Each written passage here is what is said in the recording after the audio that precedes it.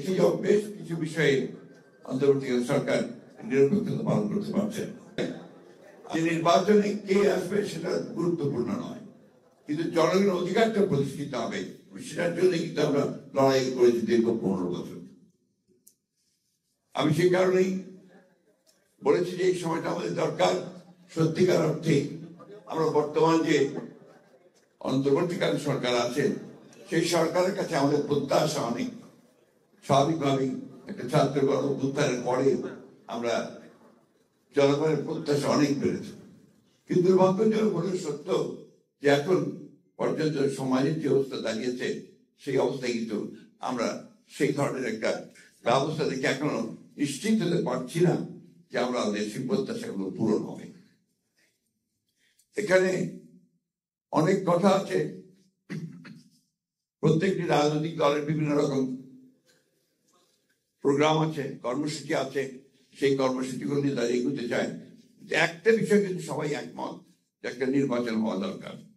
নির্বাচনটা শুধু একটা দলকে ক্ষমতায় বসানোর জন্য নয়, নির্বাচন হচ্ছে গণতান্ত্রিক ব্যবস্থা দিয়ে যাওয়ার জন্য একটা পথ সৃষ্টি করা, একটা দরওয়াজা পার হওয়া। সে প্রশ্ন হচ্ছে যে সংস্কারগুলো সবগুলো করে আপনার নির্বাচনে যাওয়ার প্রশ্ন, তাহলে কি আমরা 4-5 বছর ধরে অপেক্ষা করবো, বা যতদিন সংস্কার সম্পন্ন হবে ততদিন ধরে অপেক্ষা করবে জনগণ যে তারা তাদের ভোটের অধিকার থেকে বঞ্চিত হবে?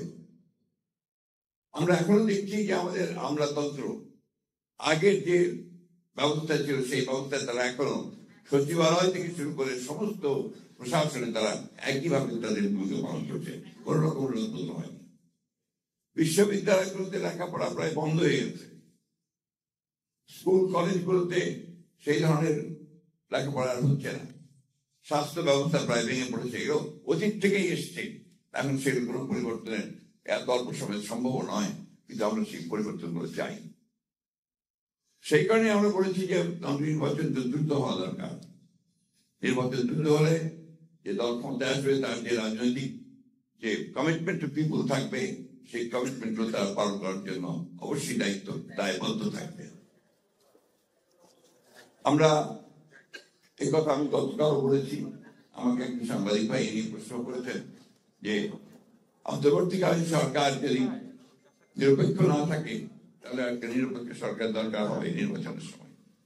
আমি গতকাল বলেছি কারণ আছে, কারণ আমরা দেখি যে বেশ কিছু বিষয়ে অন্তর্বর্তীকালীন সরকার নিরপেক্ষতা পালন করতে পারছেন।